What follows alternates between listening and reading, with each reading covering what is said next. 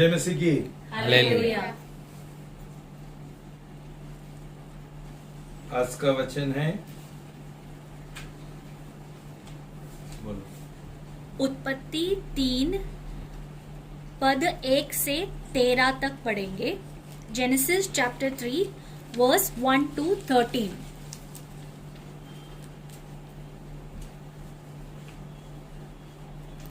सब साथ में पढ़ेंगे।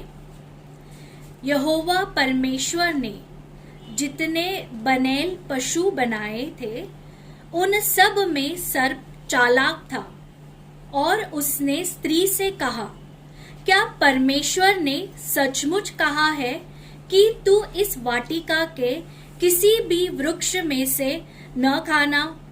स्त्री ने सर्प से कहा, वाटिका के वृक्षों के फल तो हम खा सकते हैं, परंतु उस वृक्ष के फल में से जो वाटिका के बीचों बीच है, परमेश्वर ने कहा है कि ना तू उसमें से खाना और ना उसे छूना, नहीं तो मर जाओगे। तब सर्प ने स्त्री से कहा, तुम निश्चय न मरोगे। परमेश्वर तो जानता है कि जिस दिन तुम उसमें से खाओगे तुम्हारी आंखें खुल जाएगी और तुम भले और बुरे का ज्ञान पाकर परमेश्वर के समान हो जाओगे। जब स्त्री ने देखा कि उस वृक्ष का फल खाने के लिए अच्छा, आंखों के लिए लुभाना तथा बुद्धिमान बनाने के लिए चाहन योग्य है, तो उसने उसका फल तोड़कर खाया और साथ ही साथ अपने पति को भी दिया और उसने भी खाया। तब उन दोनों की आंखें खुल गई और उन्हें मालूम हुआ कि हम तो नंगे हैं, और उन्होंने अंजीर के पत्ते जोड़ जोड़ कर अपने लिए लंगोट बना लिया। फिर उन्हें दिन के ठंडे समय वाटिका में यहोवा परमेश्वर के चलने का शब्द सुनाई दिया, और यहोवा परमेश्वर की उपस्थिति से आदम तथा उसकी पत्नी वाटिका के वृक्षों में छुप गए। तब यहोवा परमेश्वर ने पुकार कर आदम से पूछा, तू कहाँ है? उसने कहा, वाटिका में तेरी वाणी को सुनकर मैं डर गया, क्योंकि मैं नंगा था, अतः मैं छिप गया। उसने कहा, तुझे किसने बताया कि तू नंगा है? जिस वृक्ष में से खाने के लिए मैंने मना किया था, क्या तूने उसमें से खाया है? आदम ने कहा, जिस स्त्री को तूने मेरे साथ रहने को दिया है, उसी ने उस वृक्ष का फल मुझे दिया और मैंने खाया। तब यहोवा परमेश्वर ने स्त्री से कहा, तूने ये क्या किया? स्त्री ने कहा, सर्प ने मुझे बहका दिया और मैं खाया। प्रार्थना करेंगे। पिता परमेश्वर, आज हम आपको बहुत धन्यवाद देते हैं आज का आपका संदेश के लिए, आपका शब्द के लिए। हम धन्यवाद देते हैं कि पिछला 2 रविवार से आप हमको अनुग्रह के बारे में सिखाते हैं और नियम शास्त्र हमको कभी उधार नहीं दे सकते। पिताजी, आज हम प्रार्थना करते हैं और हमको अनुग्रह के बारे में सिखाओ। कैसा आपने हमारा इतना प्रेम किया कि इकलौता पुत्र को हमारे लिए दे दिया क्रूस के ऊपर, उसका बलिदान करने के लिए, ताकि हमारा नाश ना हो, बल्कि हमको अनंत काल जीवन मिले। प्रार्थना करते हैं कि ये आपका अनुग्रह का दान, आपका प्रेम का दान और आपका क्षमा का दान हम और गहराई से जाने और वो उसका अनुभव हम पाए, हमारा दिल अब स्पर्श करो ताकि हम आपका प्रेम करें। क्यों अपने हमारा इतना प्रेम किया कि हम भी आपका प्रेम करें। धन्यवाद। यीशु का नाम से प्रार्थना करता हूं, आमेन। आमेन। बैठिए।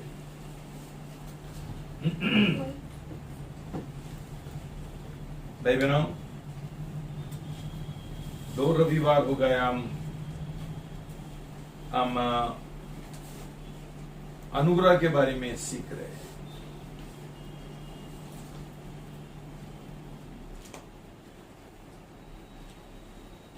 जितना नया जन्म बहुत महत्वपूर्ण है, उतना ही अनुग्रह बहुत महत्वपूर्ण है, और दोनों एक दूसरे से जुड़े हैं। भाई बहनों, ये नियम शास्त्र और अनुग्रह का कहानी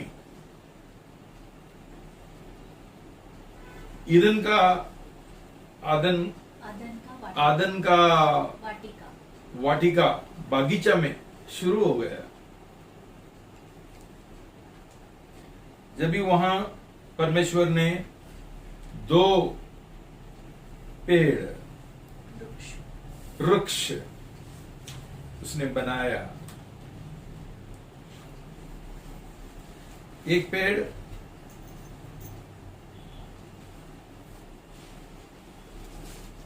गुड अच्छा भले और बुराई का ज्ञान, और दूसरा पेड़ है जीवन का पेड़। ये दोनों पेड़ परमेश्वर ने बनाया था, शैतान ने नहीं बनाया, परमेश्वर ने बनाया। इतना तक बनाने के बाद परमेश्वर ने बोला कि अच्छा है, जो उसने बनाया वो अच्छा है। दोनों ही पेड़, भलाई और बुराई का ज्ञान का पेड़ और जीवन का पेड़, दोनों ही परमेश्वर की ओर से थे।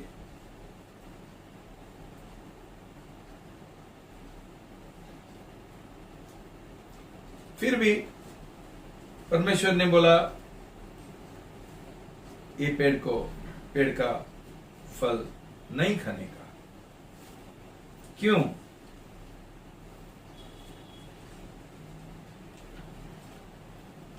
हम बोलते हैं कि ऐसा ही परमेश्वर ने वो आज्ञा नहीं दिया। परमेश्वर कुछ तो उनको सिखाना चाहता था, और ये सौभाग्य आज हमको भी मिलता है।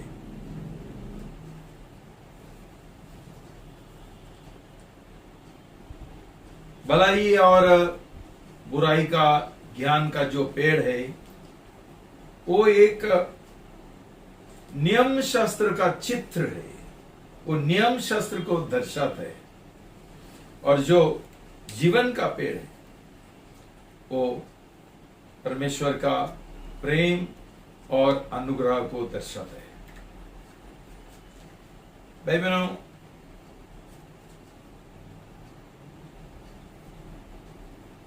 मसीह जीवन सब लोग बोलता है बहुत कठिन है। भाई बहनों, ये जीवन कठिन नहीं है, ये असंभव है, असंभव है।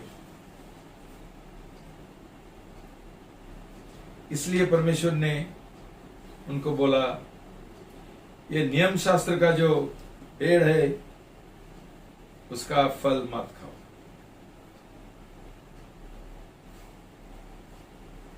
लेकिन उन्होंने सुना नहीं।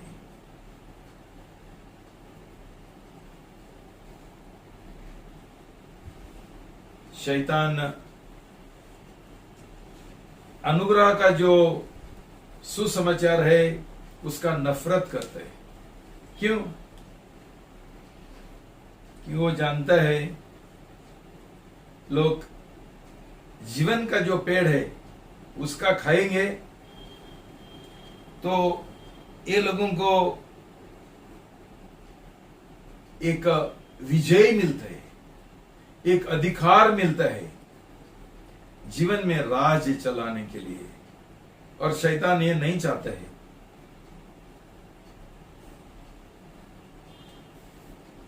मनुष्य को पाप के ऊपर विजय मिलता है, जीवन में विजय मिलता है और वो राज चलाता है। ये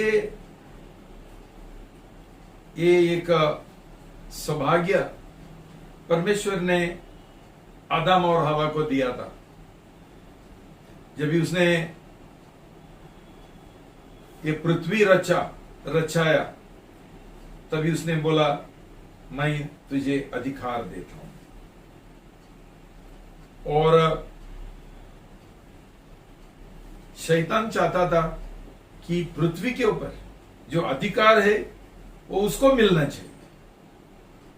कैसा भी करके उसने उसको फंसाया, जैसा वो हमको फंसाता है। उसने क्या बोला? ये भलाई और बुराई का ज्ञान का पेड़ का फल खाएंगे तो तुम परमेश्वर का जैसा बन जाएंगे। तुम सब कुछ जानेंगे, क्या बुरा है क्या भला है, परमेश्वर का जैसा। और ये नहीं चाहता है, परमेश्वर नहीं चाहता है कि तुम ये जाने। तो खाओ भाई बहनों, परमेश्वर ने ये पेड़ बनाया था, लेकिन उसको हमको उसका पेड़ का खाने के लिए मना किया। जैसा आज भी परमेश्वर हमको बोलता है कि नियम शास्त्र के अनुसार चलना मत। ये नियम शास्त्र तुम्हारा जीवन में मौत लाएगा, दंड लाएगा, तुम्हारे लिए नहीं। आज भी शैतान ने इतना बहकवाया मनुष्य को, इतना तक उसने इतना धर्म बनाया है। और ये सब धर्म ने उसने नियम शास्त्र डाला और उनको बोला ये धर्म का नियम शास्त्र के अनुसार चलना। ये जानते हुए कि कोई मनुष्य नियम शास्त्र, कायदा और कानून का पालन नहीं कर सकते।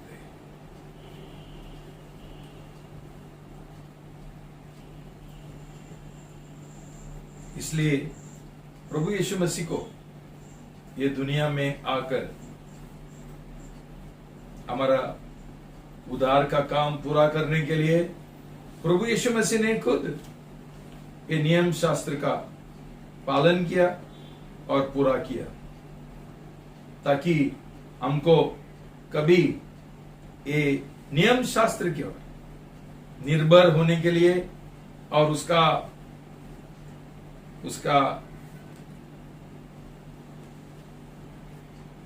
उसके लिए हमको कोई जरूरत ना पड़े।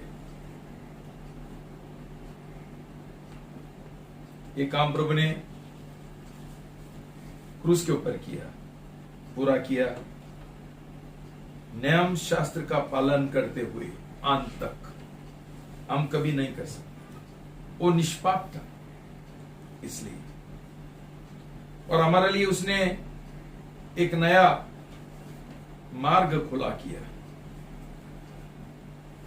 जिसके द्वारा जो लोग उसकी ओर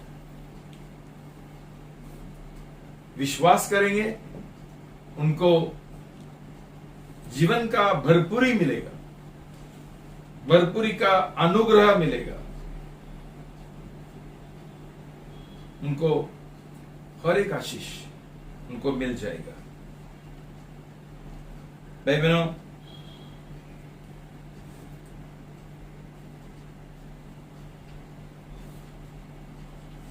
शैतान को मालूम नहीं था कैसा परमेश्वर मनुष्य का उद्धार करेगा, उसको फिर एक बार छुड़ाएगा, उसको मालूम नहीं था। लेकिन यही तो है रहस्य हमारा उद्धार का, कि पाप का मजदूरी मौत है। मनुष्य का पाप के लिए मनुष्य ने बलिदान देना मांगता था खुद का, लेकिन मनुष्य पापी होने के नाते वो बलिदान नहीं कर सकता था। इसलिए प्रभु यीशु मनुष्य बन गया, हमारा जगह उसने लिया, और वो निष्पाप है, इसलिए उसने खुद का जीवन का बलिदान किया, आदम और हवा का पाप का दाम चुकाया और पाप का क्षमा उसने उपलब्ध किया। मतलब आज जो लोग प्रभु यीशु के ऊपर विश्वास करते हैं, जो लोग उसने क्रूस के ऊपर जो उद्धार का काम समाप्त किया उसके ऊपर विश्वास करेंगे और वो ये खुद के लिए दावा करेंगे, उनको ये उद्धार का दान मिलता है, अनुग्रह का दान मिलता है, पवित्र आत्मा का शक्ति मिलता है, और पाप के ऊपर विजय पाने के लिए हमको एक संभव होता है। तो भाई बहनों, हमने ये एक चीज समझना है, कितना शैतान अनुग्रह का, ग्रेस का, कृपा का नफरत करता है। क्यों? जब भी अनुग्रह से हमको पाप का क्षमा मिलेगी, पाप के ऊपर हमको विजय मिलेगा, हम जीवन में राज चलाएंगे, तभी शैतान का राज बंद होता है। वो नहीं चाहता है मनुष्य उसका गुलामी से बाहर आता है। भाई बहनों, प्रभु का वचन बोलता है, नियम शास्त्र अच्छा है,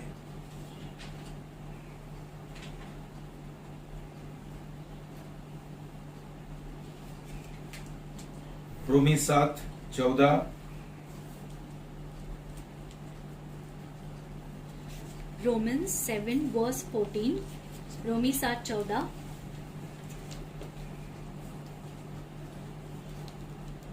क्योंकि हम जानते हैं कि नियम शास्त्र तो आत्मिक है, परंतु मैं शारीरिक हूँ तथा पाप के हाथों बिका हुआ हूँ। ठीक है।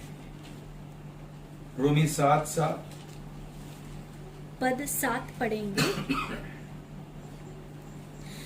तो हम क्या कहें? क्या नियम शास्त्र पाप है? कदापि नहीं। इसके जय मसीह की। 1 तिमोथी 8 और 9, 1 तिमोथी 1:8 से 9, 1 तिमोथी 1:8 से 9, 1 तिमोथी 1:8 and 9।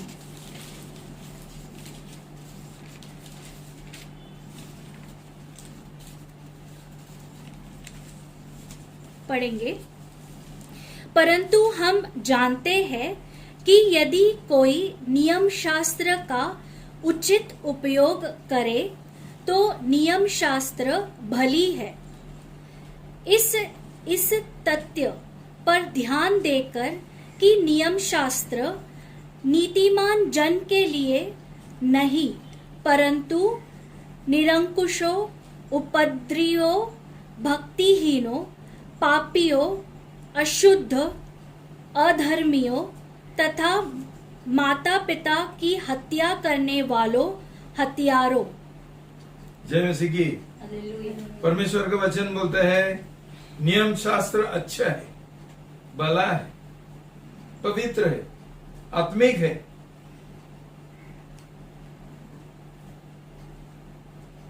नियम शास्त्र पाप नहीं है।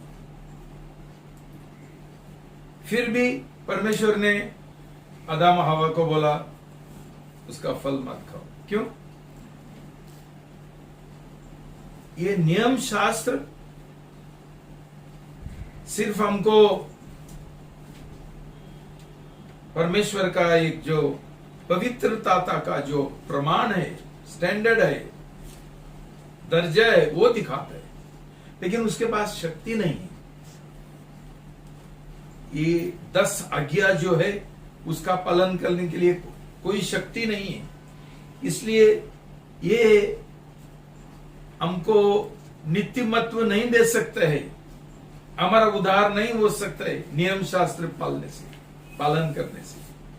क्यों? नियम शास्त्र हमारा खुद का जो स्वयं प्रयत्न है, खुद का कोशिश है, उसके ऊपर निर्भर है, और हमारे पास कोई शक्ति नहीं है। जितना परमेश्वर को प्रसन्न करना है ये 10 आज्ञा का पालन करते हुए, वो शक्ति नहीं है। तो गलती 3:21 से 25। तो नियम शास्त्र का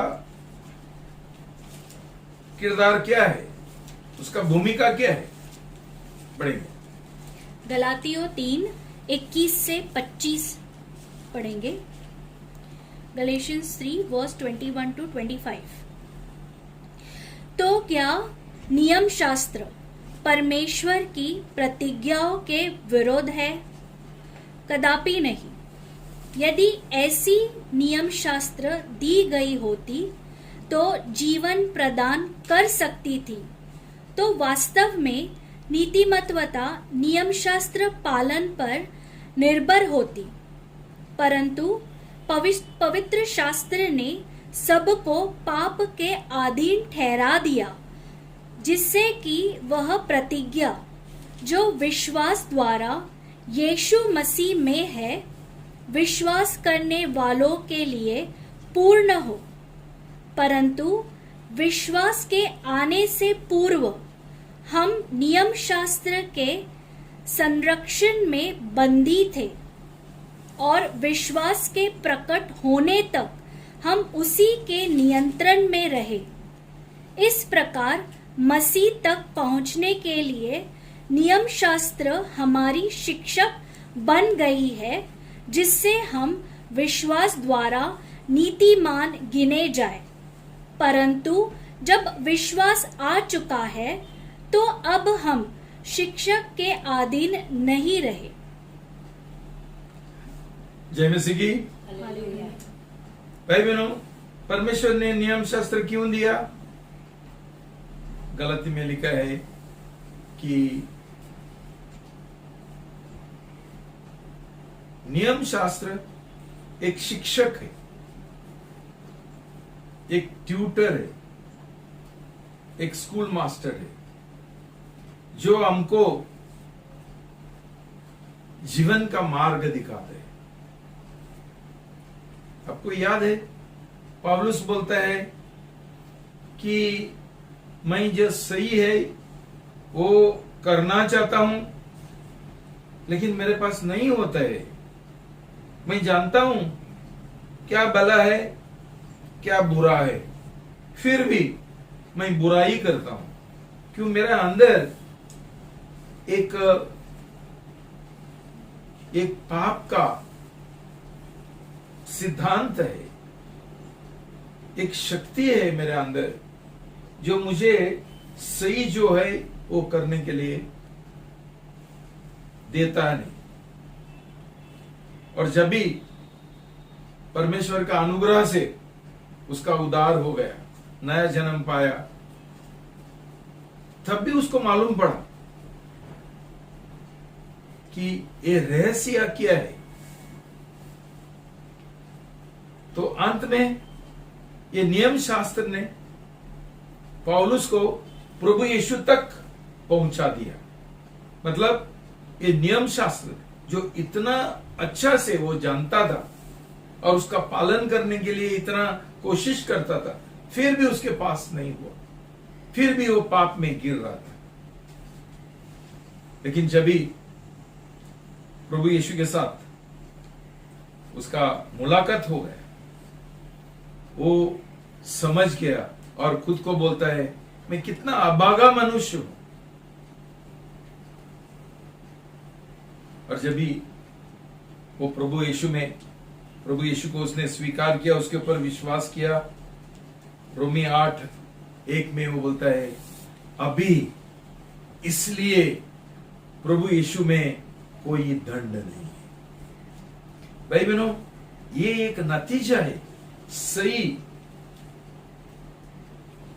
उद्धार का। हमारे अंदर कोई दंड नहीं। क्यों? जैसा हम प्रभु यीशु पर विश्वास किया और प्रभु यीशु मसीह को हमारा जीवन का मालिक और बादशाह बनाया, भाई बहनों, हमारा हर एक पाप क्षमा किया जाता है, हर एक पाप। तो दंड नहीं है। और ये पाप का क्षमा मिलने के लिए हमने क्या किया? हमने कुछ नहीं किया, हम कोई पुण्य नहीं किया। दूसरा धर्म में बोलता है हम पुण्य इकट्ठा करना है, परमेश्वर को प्रसन्न करने का है, तो पाप के ऊपर विजय पाने का है। तो अब जानता है कैसा लोग कुत्तों को भी खिलाता है, जानवर का भी देखभाल करता है और बहुत सारा हॉस्पिटल बनाते हैं और अलग अलग भले काम करते हैं। उनको लगता है उसके द्वारा परमेश्वर प्रसन्न हो जाएगा और हमको पुण्य मिलेगा, उनको पुण्य मिलेगा और उसके द्वारा उनका पाप का क्षमा मिलेगा। भाई बहनों, ये शैतान का तरीका है। परमेश्वर का तरीका है कि जब भी प्रभु यीशु के ऊपर विश्वास करते हुए हमारा उद्धार होता है, वो हमको भरपूरी से हमको अनुग्रह देता है और नीति महत्व का दान हमको मिलता है। और हर एक पाप, पिछला, वर्तमान और भविष्य का पाप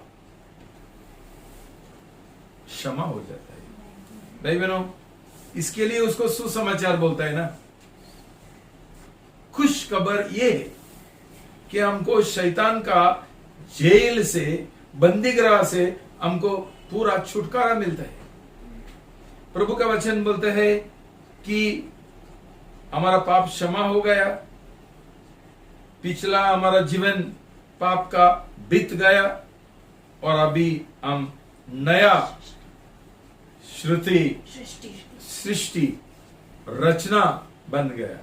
बिल्कुल नया। नया का मतलब नया। हमारा इधर मार्केट में जैसा नया आता है वैसा नहीं है, वही घुमा फिरा के दूसरा पैकेजिंग करके ये न्यू बोलते हैं। ये पैकेजिंग नहीं है, वो मूल से नया। भाई बहनों, यही तो चमत्कार है उद्धार का। और हमको एक अंदर एक तमन्ना होना चाहिए, एक इच्छा होना चाहिए, प्रभु ऐसा मैं नया जन्म, नया रचना, सृष्टि बनना चाहता हूं। मैं चाहता हूं कि मेरा हर एक पाप क्षमा हो गया। इतना तक परमेश्वर का वचन बोलता है कि परमेश्वर खुद भूल गया, उसने हमारा पाप इतना दूर कर दिया जितना पूर्व और पश्चिम है, और उसने अंदर गहरे से समुद्र में उसको दफना दिया। भाई बहनों, इतना मनुष्य पवित्र हो सकता है क्या? इतना पाप करने के बावजूद हमको इतना क्षमा मिल सकता है क्या? ये परमेश्वर का प्रेम है। इसको बोलता है प्रेम, कि उसने हमारा पाप बिल्कुल क्षमा किया। भाई बहनों, ये समझना जरूरी है। क्यों? तभी हमारा जीवन में एक उत्साह आ जाएगा, हमारा विश्वास जो है बढ़ जाएगा प्रभु की ओर, हमारा विश्वास अनुग्रह की ओर बढ़ जाएगा, हमारा विश्वास परमेश्वर का प्रेम के ओर पर बढ़ जाएगा, और हम कभी पीछे नहीं हटेंगे, आगे बढ़ेंगे। पाप करने का हमको मन नहीं लगेगा, इच्छा नहीं होगा। लेकिन हमारा बराबर नया जन्म नहीं होगा, तभी हमको पाप का क्षमा नहीं मिलता है। इसलिए हम नियम शास्त्र का पालन करने के लिए हमको हमारा खुद का शक्ति का इस्तेमाल करना पड़ता है, और तभी हमारा जीवन में ऐसा बोझ आता है कि हमको ऐसा लगता है सब छोड़ने का नहीं होता है मेरे पास। तभी प्रभु यीशु बोलता है, बोझ से दबे हुए लोग, नियम शास्त्र का बोझ से दबे हुए लोग मेरे पास है, मैं तुमको आराम देगा। भाई बहनों, अनुग्रह का जीवन आराम का जीवन है। कुछ नहीं करने का, विश्वास करने का अलावा और कुछ नहीं करने का। कितना अच्छा प्रस्ताव हमारा सामने प्रभु यीशु मसीह खड़ा करते हैं। लेकिन शैतान नहीं चाहता है कि हम समझे। क्यों? इसलिए कि हम प्रभु यीशु मसीह को हमारा जीवन का मालिक, बादशाह बनाने के लिए तैयार नहीं है। क्यों? क्यों? हमको हमारा इच्छा के अनुसार जीना है। हमारा प्लान्स, हमारा योजना, हमारा तरीका, हमारा ये लोग किसी का ही नीचे नहीं जीना चाहते हैं। ये किसी को ही किसी के अधीन नहीं रहना चाहते हैं। मूर्ख।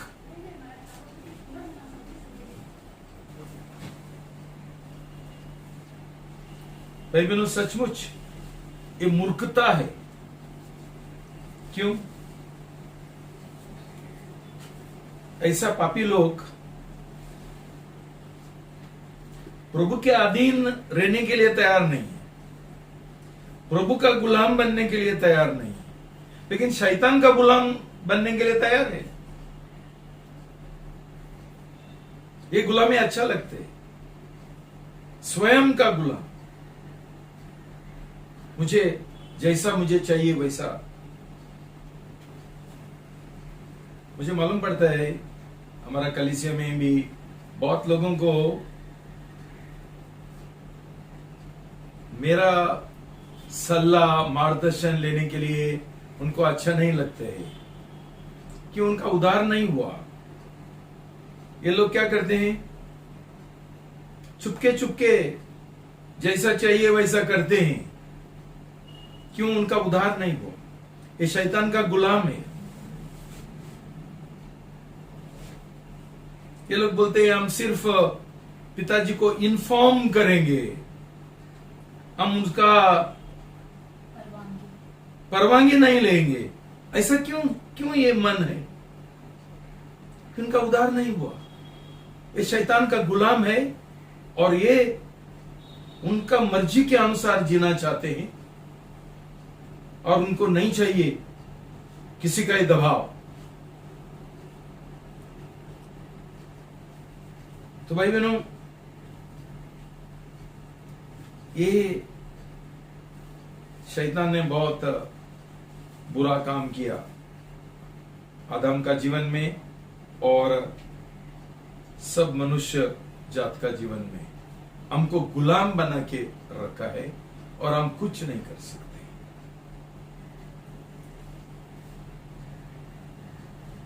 वो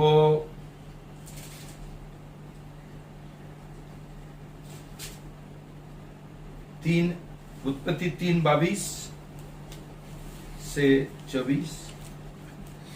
Genesis 3 verse 22 to 24 will read. तब यहोवा परमेश्वर ने कहा, देखो यह मनुष्य भले और बुरे का ज्ञान पाकर हम में से एक के समान हो गया है। अब ऐसा ना हो कि वह अपना हाथ बढ़ाकर जीवन के वृक्ष का फल भी तोड़कर खा ले और सदा जीवित रहे। इसलिए यहोवा परमेश्वर ने आदन की वाटिका से बाहर निकाल दिया कि उसी भूमि पर खेती करे जिसमें से वह बनाया गया था। अतः उसने आदम को बाहर निकाल दिया तथा जीवन के वृक्ष के मार्ग की रक्षा करने के लिए आदन के बगीचे के पूर्व की ओर स्वर्गदूतों को और चारों ओर घूमने वाली ज्वालामय तलवार को नियुक्त कर दिया। भाई बहनों, आदम का पाप के बाद परमेश्वर का और दूसरा कोई उपाय नहीं था, और उसको जैसा शैतान को स्वर्ग से नीचे फेंक दिया था, पटक दिया, वैसा ही मनुष्य को भी परमेश्वर ने बागीचा से निकाल दिया, और वहां उसका जिधर गेट है, दरवाजा है, वहां एक स्वर्गदूत को रखा है, और ये स्वर्गदूत के पास एक तलवार थी जो हर एक दिशा में घुमाता था, ताकि कोई वापस ये बागीचा में नहीं आ सकते और जीवन का जो फल है उसका चोरी नहीं कर सकते। भाई बहनों, ये जो तलवार है वो दंड को दर्शाता है। दंड, पाप का मजदूरी मौत है। जब तक ये मजदूरी चुका नहीं होता है, तब तक पाप का क्षमा नहीं होता है। तो भाई बहनों, ये दंड किसी ने तो उठा नहीं था, मनुष्य नहीं उठा सकता था। इसलिए प्रभु यीशु, उसने हमारा जगह लिया और हमारा तरफ से उसने उसका जीवन का बलिदान किया और पाप का दाम चुकाया। मतलब क्या है कि भाई बहनों, परमेश्वर का जो दंड था और ये मनुष्य के ऊपर गिरना मांगता था, कि प्रभु यीशु मसीह ने वो दंड हमारा पाप के लिए उसने उठाया और दाम चुकाया। तो भाई बहनों, इसका मतलब क्या है कि पाप का एक बार सजा और दंड पूरा हो गया। मैंने पिछले बार तुमको बोला था, कोई एक चीज के लिए दो बार पैसा नहीं भरते, दो बार, एक ही बार। तो इसका मतलब क्या है, जो आदम ने पाप किया था और ये पाप का दंड और सजा वो नहीं उठा सकता था, ये दंड और सजा प्रभु यीशु मसीह ने उठाया हमारे तरफ से, और उसके द्वारा हमको क्षमा मिला, पाप का क्षमा। तो भाई बहनों, जो लोगों का उद्धार हुआ, नया जन्म हुआ, प्रभु यीशु के ऊपर विश्वास करते हुए और उसको उनका जीवन का मालिक बनाते हुए, पूरा जीवन का समर्पण करते हुए, प्रभु यीशु मसीह का प्रेम गुलाम बनते हुए, ऐसा नया जन्म पाया हुआ विश्वासी की ओर कैसा दंड आ सकते हैं? भाई बहनों, नया जन्म पाने से इतना बड़ा सौभाग्य मिलता है। इसलिए मैं बार बार तुमसे विनती करता हूं, सही रीति से नया जन्म। हमको प्रभु यीशु मसीह को हमारा जीवन का मालिक बनाने का इच्छा नहीं है। वो शपथ लेने के लिए हम तैयार नहीं, क्योंकि हम हमारा इच्छा के अनुसार, हमारा मर्जी के अनुसार जीना चाहते हैं। मुझे ये जॉब चाहिए, मैं इधर शादी करेगा, मैं ऐसा करेगा, मैं वैसा करेगा, बड़ा ढींग मारते हैं। क्यों? ये हमारा वो जो जुना मनुष्य है स्वयं का, उसको अभी तक क्रूस के ऊपर नहीं चढ़ाया। क्यों? क्यों हमने वो शपथ नहीं लिया कि प्रभु मैंने मेरा जीवन का पूरा घोटाला कर दिया, अभी मेरा जीवन आप चलाओ। तू ये जो स्टीयरिंग व्हील है मेरा जीवन का गाड़ी का, तू चलाओ, मैं नहीं चलाऊंगा। मैं मेरा इच्छा का पूरा समर्पण करता हूं और ये शपथ लेता हूं कि मैं मेरा इच्छा के अनुसार नहीं जीऊंगा। तभी लोग कभी नहीं बोलेंगे मैं सिर्फ तेरे को इंफॉर्मेशन देता हूं, जानकारी देता हूं, लेकिन मुझे परमिशन नहीं चाहिए। ये लोगों का उद्धार नहीं हुआ। भाई बहनों, हम ये समझना चाहिए कितना महत्वपूर्ण है ऐसा हमारा समर्पण करने के लिए। तभी बपतिस्मा लेने से क्या होता है, ये हमारा जो शैतान का पाप, घमंडी का, स्वयं का हमारा अंदर था, वो मिट जाता है। वो पाप का जो शरीर है वो पूरा इस दान पे खत्म होता है। भाई बहनों, उसके बाद नया जन्म पाने के बाद मसीह जीवन बिल्कुल आसान है। इस जीवन में हमको आराम मिलता है। जैसा मैंने तुमको उदाहरण दिया, एक बार हम एरोप्लेन के अंदर बैठेंगे, हमारा जीवन में आराम है। किसका जीवन में आराम नहीं है? जो चल के वो भाग के अमेरिका जाना चाहता है, उसका जीवन में उसको खुद प्रयत्न करना पड़ता है भागने का, चलने का, और कभी पहुंचेगा अमेरिका? उसका पहले ही वो मर जाएगा। लेकिन एरोप्लेन में बैठेगा, उसको बोलता है आराम। भाई बहनों, जो लोग अनुग्रह से चलते हैं उनका जीवन में आराम है। उनका जीवन में कोई चिंता नहीं, उनका जीवन में कोई चिंता, फिक्र और क्या है, एंजाइटी, कुछ नहीं, वरीज। इंग्लिश में बहुत सारा शब्द है, हिंदी में सिर्फ चिंता है, कोई नहीं है। तो इसके वजह उसका जीवन में कोई बीमारी नहीं है, कोई बीमारी नहीं। बीमारी का कारण पाप है, चिंता का कारण पाप है। मुझे नौकरी नहीं मिला, मुझे मेरे पास पैसा नहीं है, मैं बीमार हूं।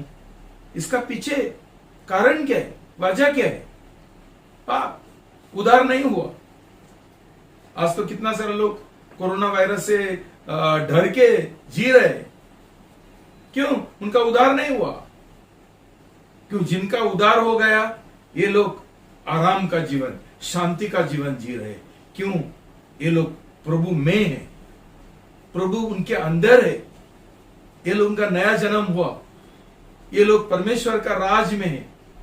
वहां कोरोना वायरस पहुंचा नहीं अभी तक, और पहुंचेगा भी नहीं। ऐसा लोगों की ओर परमेश्वर का सुरक्षा है, और उनको कोई चिंता करने का कोई जरूरी नहीं है। भाई बहनों, नामधारी मसीह बनकर क्या फायदा मिलता है? क्या फायदा मिलता है?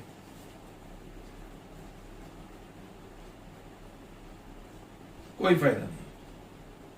तो भाई बहनों, जब भी हम प्रभु यीशु मसीह ने जो क्रूस के ऊपर उद्धार का काम समाप्त कर दिया, और उसकी ओर हमारा पूरा भरोसा है, पूरा हमारा विश्वास है।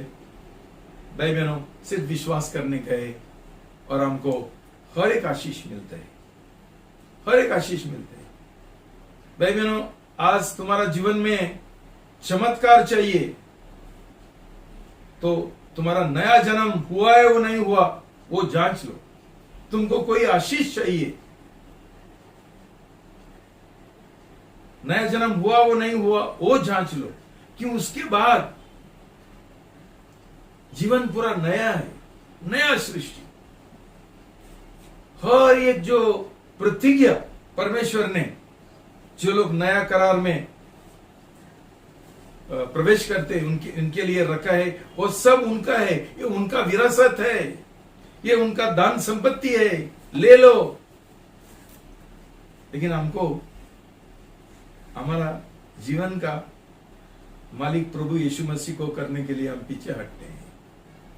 हम दिमाग में प्रभु यीशु मसीह के विश्वास करते हैं। हमारा इच्छा का हम आत्मसमर्पण करने के लिए तैयार नहीं। हमको हमारा इच्छा के अनुसार जीना है, उधार नहीं हुआ। जिधर मुझे चाहिए उधर शादी करेगा, उधर ये करेगा, वो करेगा, मैं इधर जाएगा, उधर जाएगा, ये प्लान्स है, वो है, मैं अभी यूपी में जाना चाहता हूं, मैं अभी कोई और किधर जाना। अब हमारा योजना है जो उधार नहीं हुआ। ये लोगों का जीवन ऐसा है। बोला था यूपी में मत जाओ, नहीं मेरा माँ बहुत बीमार है, तो जाके क्या करेगा, माँ को इंजेक्शन देगा। भाई बहनों, हमारा समर्पण में कुछ गड़बड़ है, तो हम अनुग्रह का जीवन कैसा जिएंगे, कैसा जिएंगे?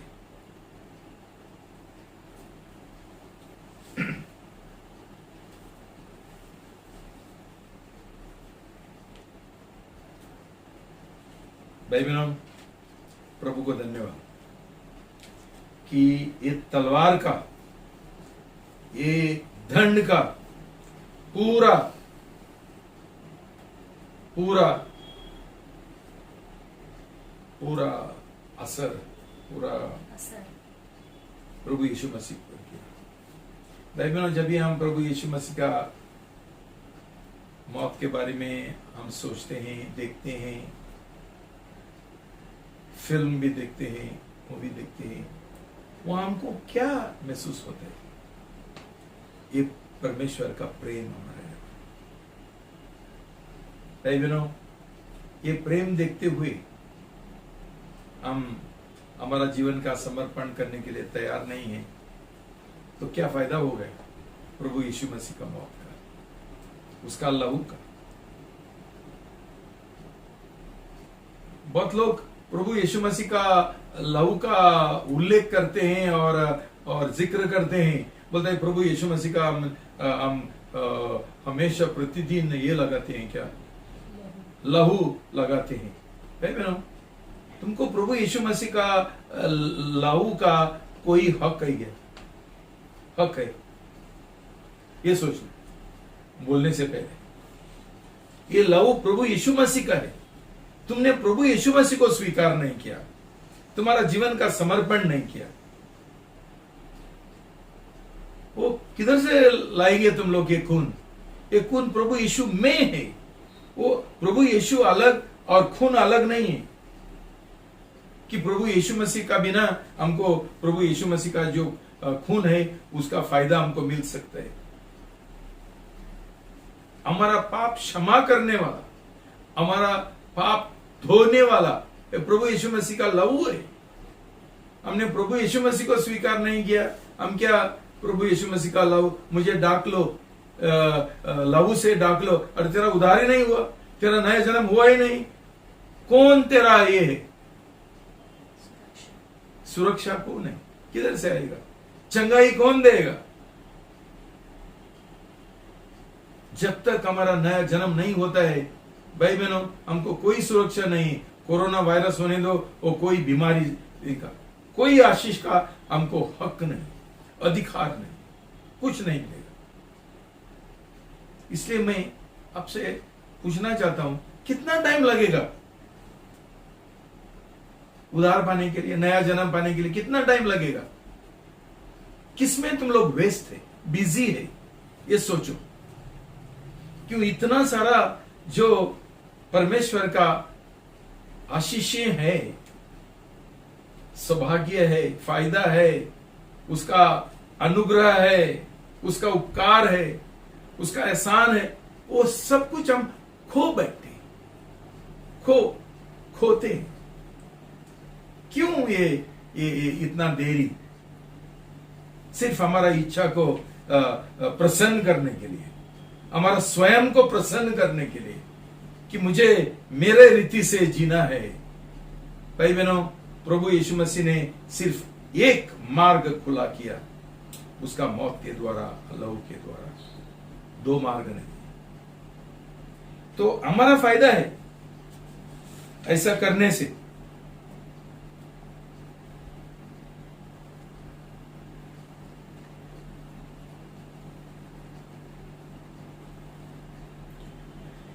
लूका 7:44-47।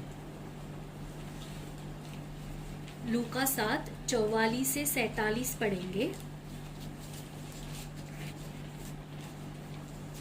लूक 7:44-47। लूक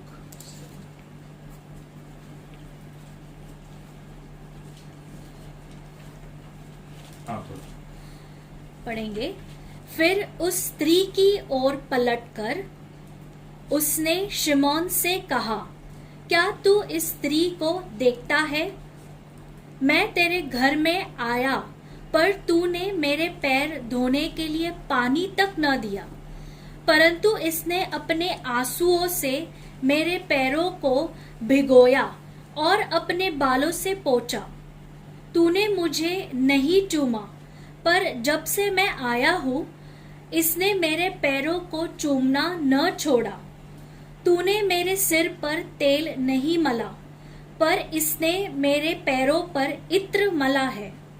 इसी कारण मैं तुझसे कहता हूँ कि इसके पाप जो बहुत थे क्षमा कर दिए गए, क्योंकि इसने बहुत अधिक प्रेम किया।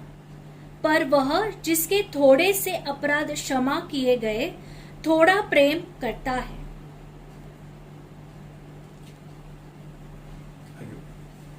48। और उसने स्त्री से कहा, तेरे पाप क्षमा कर दिए गए हैं। तब वे लोग जो उसके साथ भोजन करने बैठे थे अपने अपने मन में कहने लगे, यह मनुष्य कौन है जो पापों को भी क्षमा करता है?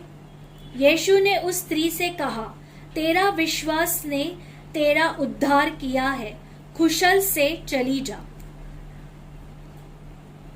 जय मसीह की। हालेलुया। ये पापी स्त्री है जिसने वो इत्र का पात्र तोड़ दिया है। भाई बहनों, हमको ऐसा लगता है कि प्रभु यीशु मसीह क्या शिकायत करता है छोटा छोटा बातों के।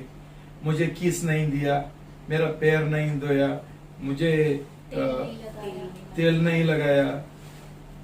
भाई बहनों, हमने ये समझना चाहिए कि जब भी हम बोलते हैं ना, हम किसी का प्रेम करते हैं, हम हमेशा जो हमारा प्रेमी है हम उसको कुछ तो दान देते हैं। किसी ने हमारे और उपकार किया, एहसान किया, उसके और हम हमेशा एहसानमंद रहता है और उसके लिए उसको हम कुछ ना कुछ देता है। ये मनुष्य को कुछ जरूरत है इसलिए नहीं है, लेकिन एक प्रेम का एक चिन्ह है, एक प्रतीक है जिसके द्वारा हमारा प्रेम प्रकट होता है। प्रेम सिर्फ दिल में नहीं रहता है, प्रेम कार्य में दिखाने का है। और इसलिए प्रभु यीशु मसीह, वो जो सिमोन है और ये पापी स्त्री है, उनका बीच में जो फर्क है वो उनको सिखाता है। मुख्य बात यह है कि हम लोगों ने ये समझना चाहिए। बहुत बार हम ये नहीं समझते हैं। मैं जानता हूं कि लोगों के अंदर ऐसा एक प्रेम का दिल नहीं है, एहसानमंद दिल नहीं है। क्यों? एक बाजू ये लोग जंगली है, दूसरे बाजू ये लोगों का उद्धार नहीं हुआ है। अब मुझे बताओ, जो लोगों का उद्धार नहीं हुआ, प्रभु यीशु मसीह ने इतना उनका जीवन में कार्य किया, उनको आशीष दिया, फिर भी ये लोगों को परवाह ही नहीं है, तभी ये लोग प्रभु यीशु मसीह का कैसा प्रेम करेंगे? ये लोग कैसा प्रभु यीशु मसीह को स्वीकार करेंगे? ये लोग कैसा प्रभु यीशु मसीह को उनका जीवन का मालिक बनाएंगे कि उनका दिल में कोई एहसान नहीं जानता है प्रभु यीशु मसीह ने किया। तो ये लोग नामधारी मसीह है जो रविवार को आराधना सभा में आते हैं, बुधवार गुरुवार में उधर जाके बैठते हैं, लेकिन दिल खाली है, दिल सूखा है। भाई बहनों, इसलिए प्रभु का वचन बोलता है कि यीशु बोलते हैं 47 पद, इसी कारण मैं तुझसे कहता हूं कि इसके पाप जो बहुत थे क्षमा कर दिए गए, क्योंकि इसने बहुत अधिक प्रेम किया। पर वह जिसके थोड़े से अपराध क्षमा किए गए थोड़ा प्रेम करता है। भाई बहनों, प्रभु यीशु मसीह ने उसका पाप क्षमा किया, इसलिए उसने इतना प्रेम किया। ये स्त्री ने प्रभु यीशु मसीह की ओर ये प्रेम दिखाया। उसका दिल देखो। हम जरूर बोलेंगे ये पापी स्त्री का परमेश्वर ने पाप क्षमा किया और उसका उद्धार हुआ। देखो उसका तरीका क्या है पश्चाताप करने का। कोई सूखा पश्चाताप नहीं है, ऐसा ही नाम के वाजे उनके अंदर कोई प्रेम नहीं है कि मैंने ऐसा परमेश्वर को दुखित किया, पाप किया उसके ओर। तो प्रभु यीशु बोलता है जो लोगों को कम क्षमा किया ये लोग कम प्रेम करेंगे। भाई बहनों, ये सोचो, परमेश्वर ने हमारा प्रेम कम प्रेम किया है क्या? हमारा कम पाप क्षमा किया है प्रभु ने? क्यों आप इसका हमको ये समझते ही नहीं? इसका एहसान हमको क्यों नहीं है? ये आभारी दिल क्यों नहीं है?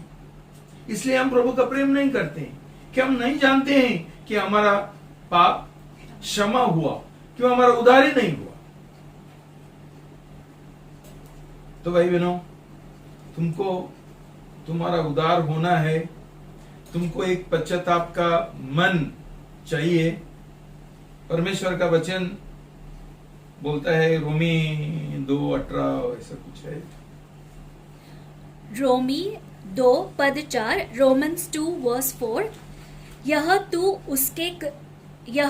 उसकी कृपा, सहनशीलता और नीतिमान रूपी धन को तुच्छ जानता है और नहीं जानता कि परमेश्वर की कृपा तुझे मन परिवर्तन की ओर ले आती है। भाई बहनों, इसका मतलब यह है कि जब भी हम परमेश्वर का भलाई, हम उसका प्रेम हम देखते हैं, कितना उसने हमारा प्रेम किया, कितना मेरा जीवन में उसने आशीष दिया। भाई बहनों, कभी तुम लोगों ने गिना है क्या? कभी गिना? बहुत लोगों का ये समस्या है कि ये लोग क्यों प्रभु यीशु मसीह का पीछे जा रहे हैं उनको ही मालूम नहीं है। एक बार कुछ चंगाई मिला था, लेकिन ये चंगाई ये लोग भूल गया। हम अभी नामदारी रीति से चर्च में आते हैं और कभी सोचा नहीं उनका जीवन में बैठ के एक लिस्ट बनाओ ना, एक सूची बनाओ, कितना परमेश्वर ने तुम्हारा प्रेम किया, कैसा प्रभु यीशु मसीह ने हमारा हर एक पाप के लिए, तुम्हारा पाप गिनो, तुमने कितना पाप किया। ये किंगडम ऑफ गॉड चर्च आने से पहले क्या था तुम्हारा हालत, ये सोचो कि आज प्रभु तुम्हारा जीवन में प्रभु ने कुछ काम किया। ये सिर्फ उसका भलाई है, ये उसका अनुग्रह है, उसका दया है। लेकिन ये हम याद नहीं करेंगे ये उसका भलाई, प्रेम और कृपा, अनुग्रह हमको हमको पश्चाताप की ओर नई अगुवाई करेगी। पश्चाताप, हमारा मन का, जीवन का परिवर्तन होने के लिए कुछ ये नहीं होगा, कठिन होगा। तो इसलिए भाई बहनों, हम ये जानना चाहिए कि प्रभु ने क्रूस के ऊपर हमारा हर एक पाप के लिए कितना कष्ट उठाया। ये प्रेम है। हम तुझ समझता है क्या?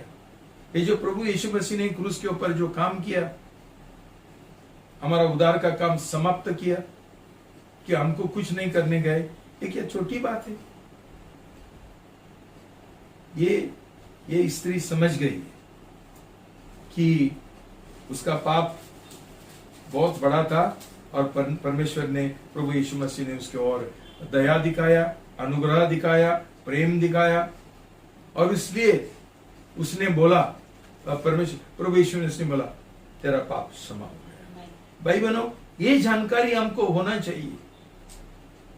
लेकिन हमारा नया जन्म नहीं हुआ तो हमको क्या जानकारी है कि हमारा पाप क्षमा हुआ? हम हमेशा दंड का जीवन जी रहे। क्यों? हम नियम शास्त्र के नीचे हम जी रहे। नियम शास्त्र, तुमको पिछला संडे मैंने सिखाया, नियम शास्त्र एक एक एक दंड का और मौत का सेवक है। ये नीति, नियम शास्त्र का अनुसार हम जिएंगे, हमारा जीवन में सिर्फ मौत और दंड। तो दंड का मन लेकर हम जी रहे। हमेशा हमारा अंदर दोष है कि हमारा उद्धार नहीं हुआ, तो हम जानते हैं हमारा पाप क्षमा नहीं हुआ। ऐसा ही चर्च में आके उधर ताली बजा के क्या फायदा?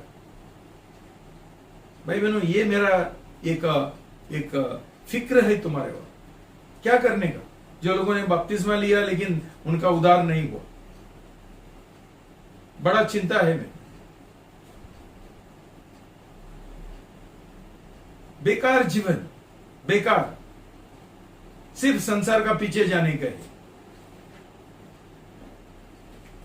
लास्ट अभिलाषा, संसार का अभिलाषा क्या है?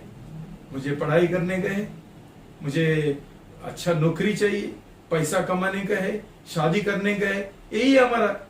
ये किसका चिंता है? जिनका उद्धार नहीं हुआ, नया जन्म नहीं हुआ, ये लोगों का चिंता है। नामदारी मसीह बन के क्या फायदा है? भाई बहनों,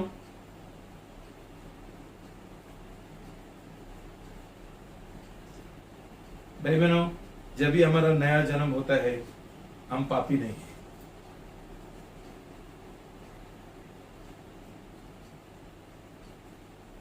देखिए, हम निष्पाप भी नहीं है। मतलब एक नया जन्म पाया हुआ व्यक्ति पाप में गिर सकता है।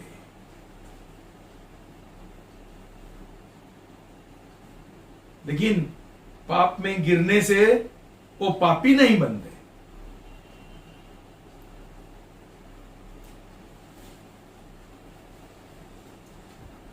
भाई बहनों, आपको मालूम है कभी कभी कौन शराब पीता है और जो शराब हमेशा पीता है। एक दिन शराब पिया, ऐसा आदमी को हम लोग का बेवड़ा नहीं बोलते, शराबी नहीं बोलते।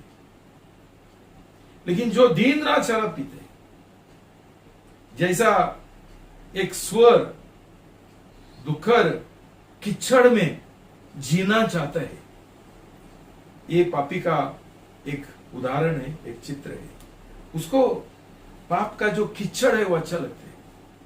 लेकिन जो सही व्यक्ति है, दारू नहीं पिया है और इसलिए वो दिन रात गिरता नहीं है। जो दारू पीता है, ये लोग जानते हैं, ये लोग उनको क्या बोलते हैं, रास्ता गिनता है, नापते हैं। ऐसा नहीं, एक दिन चलते चलते कुछ गिर गया। वैसा भाई बहनों, जो लोगों का उद्धार हुआ, नया जन्म हुआ, उनको कभी एक दंड का आत्मा नहीं है कि मैंने पाप किया। ये पाप, और जिनका उद्धार नहीं हुआ, जो पाप में जी रहे, इनका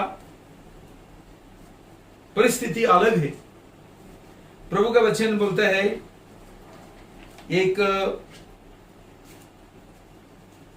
एक यूहन्ना 1:6-10।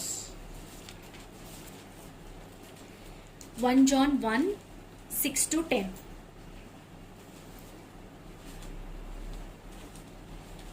एक यूहन्ना 1:6-10। यदि हम कहें कि उसके साथ हमारी सहभागिता है, फिर भी अंधकार में चले, तो हम झूठ बोलते हैं और सत्य पर आचरण नहीं करते। देखो भाई बहनों, बहुत लोगों का उद्धार नहीं हुआ, नया जन्म नहीं हुआ और अंधकार में जी रहे, फिर भी बोलते हैं, उनको बोलते हैं कि प्रभु यीशु के साथ हमको संगति है और सौभाग्यता है। प्रभु का वचन बोलता है ये झूठे लोग झूठ बोलते हैं। भाई बहनों, जब भी हमारा नया जन्म नहीं हुआ, बड़ा बड़ा ढींग मारने का क्या जरूरी है? बहुत बार ऐसा होता है, नहीं मेरा उद्धार हो गया, लेकिन हम जानते हैं कि अंधकार में जी रहे, खुद का मर्जी के अनुसार जी रहे, परमेश्वर का स्वभाव उनके अंदर नहीं है। झूठ बोलने वाले लोग हैं, घमंडी लोग हैं, उनके अंदर कोई अधीनता नहीं है, लेकिन दावा करते हैं कि हम प्रभु का संगति में चल रहे। आगे बढ़ो। पद 7।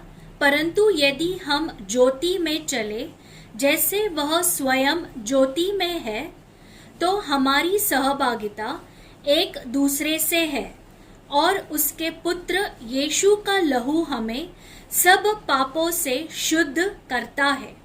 जय मसीह की। लेकिन जो लोगों का नया जन्म हुआ और सचमुच ज्योति में जी रहे, ये लोगों का जीवन का नतीजा क्या है? ये सिर्फ परमेश्वर के साथ उनका सहभागिता नहीं है, लेकिन एक दूसरे के साथ भी है। और उन्होंने कभी एक कुछ पाप किया, पाप में गिरा, तो प्रभु का लहू उसको हर एक पाप से शुद्ध करते। इसका मतलब क्या है कि जब भी हम हमारा पाप कबूल करते हैं, मान लेते हैं, अंगीकार करते हैं, तभी परमेश्वर हमारा पाप क्षमा करते हैं। तो दंड का जीवन जीने के लिए टाइम ही नहीं है। एक नया जन्म पाया हुआ व्यक्ति थोड़ा एक दिन पाप में घिरा है, उसने तुरंत प्रभु से क्षमा मांगा, कहता प्रभु मुझे क्षमा करो, ये मेरा एक लापरवाही है, मेरा अंदर अनुशासन नहीं है, मैं ऐसा थोड़ा हल्का रूप से किया, मुझे क्षमा करो। जो ये पाप के लिए भी प्रभु यीशु मसीह ने क्रूस के ऊपर दाम चुकाया। और उसका फायदा कभी मिलता है? जब भी हमारे अंदर एक पश्चाताप का मन है और हम पाप कबूल करते हैं, सफाई नहीं करते हैं। बहुत लोग सफाई करते,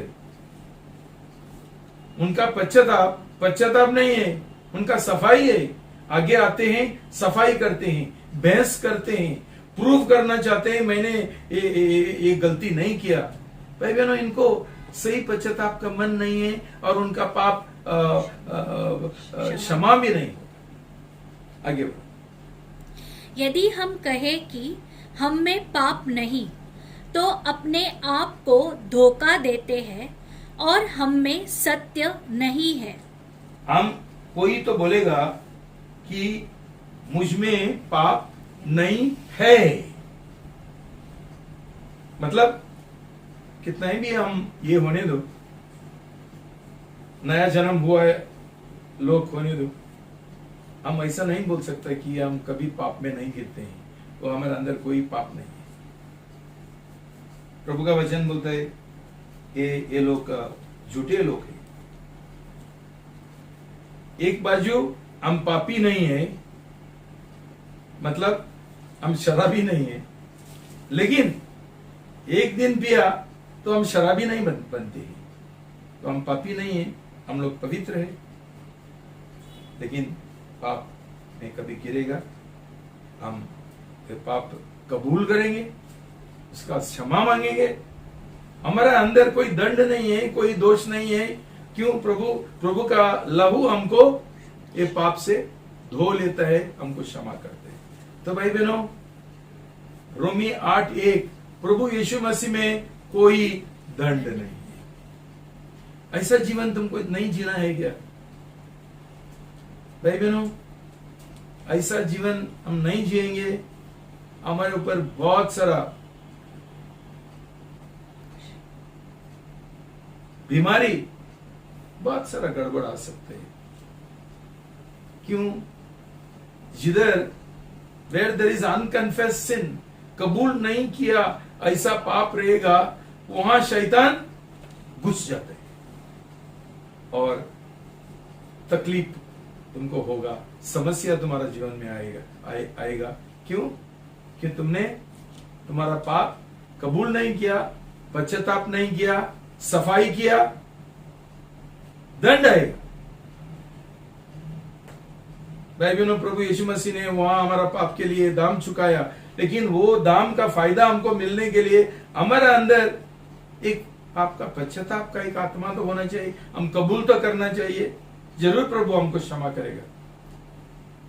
ओके, उसके आगे, यदि हम अपने पापों को मान ले तो वह हमारे पापों को क्षमा करने और हमें सब अनीतिमत्वता से शुद्ध करने में विश्वास योग्य और नीतिमान है। यदि हम कहें कि हम में पाप नहीं किया तो नहीं है, ओके, पाप नहीं किया, ओके, तो उसे झूठा ठहराते हैं और उसका वचन हम में नहीं, और उसका शब्द हम में हमारे अंदर नहीं है। 2:1 अध्याय 2 पद 1, मेरे बच्चों, मैं तुम्हें यह बातें इसलिए लिख रहा हूं कि तुम पाप न करो। इसका मतलब हम पाप में गिर सकते। ये यूहन्ना ने किसको बोला? जिनका उद्धार हुआ उनको लिया, लेकिन बाई चांस कभी पाप में गिरा, डरना मत। क्या करने का है? परंतु यदि कोई पाप करता है तो पिता के पास हमारा एक सहायक है, अर्थात यीशु मसीह जो नीतिमान है। तो प्रभु का वचन बोलता है सहायक नहीं है, वो हमारा वकील है। प्रभु यीशु मसीह हमारा वकील है। हम वकील के पास जाके हम हमारा पाप कबूल करेंगे तो प्रभु यीशु मसीह हमको क्षमा करते। भाई बहनों, ये जानना बहुत जरूरी है।